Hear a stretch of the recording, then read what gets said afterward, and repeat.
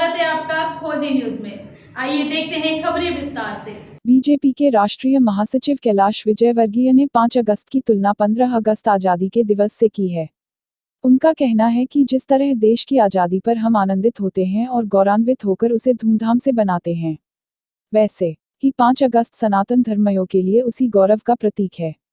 आक्रमणकारियों के द्वारा कब्जा करने के बाद लंबी लड़ाई के बाद आज हमने उस गौरव को प्राप्त किया है, इसलिए 5 अगस्त का दिन भी उसी गौरव से बनाया जाएगा।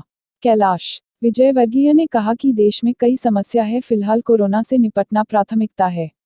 इशारों में उन्होंने साफ किया कि देश में जनसंख्या वृद्धि एक बड़ी समस्या है, जिसमें जितना विकास किया जाए और जनसंख्या के सामने छोटा पड़ जाता है।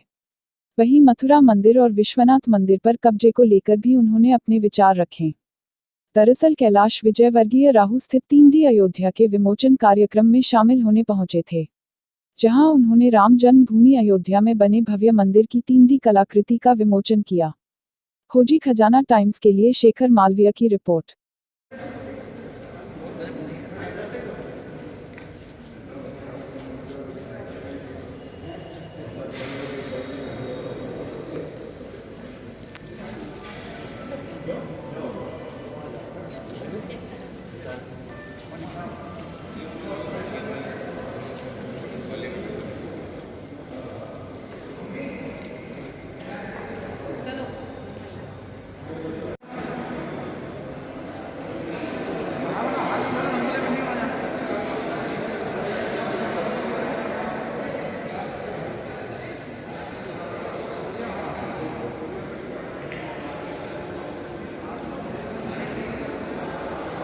जो 500 वर्षों से जो संघर्ष था वो कहीं ना कहीं साकार होता हुआ नजर आया, क्या कहना चाहिए? देखिए, 15 अगस्त देश की स्वतंत्रता का दिन है। हम जितना गौरवमय तरीके से मनाते हैं वो क्षण हमने नहीं देखा, हमारा जन्म उसके बाद हुआ। हमें लगता है कि जितना महत्वपूर्ण 15 अगस्त है उतना महत्वपूर्ण आज का दिन भी है। देश की स्वतंत्रता के लिए जितने लोगों ने बलिदान दिया, राम मंदिर के लिए भी पिछले 492 सालों में उससे ज़्यादा लोगों ने ही बलिदान दिया। लगभग 70 युद्ध हुए हैं। यदि हम राजा मेहताब सिंह से लेकर और कलकत्ता के कोठारी बंधु तक की हम बलिदान का जिक्र करें तो लाखों की संख्या में यह होता है। और इसलिए जितना महत्वपूर्ण हमारे लिए स्वतंत्रता दिवस है उतना महत्वपूर्ण ही 5 अगस्त भी है, क्योंकि यह सनातन धर्म को मानने वाले लोगों के गौरव की बात है।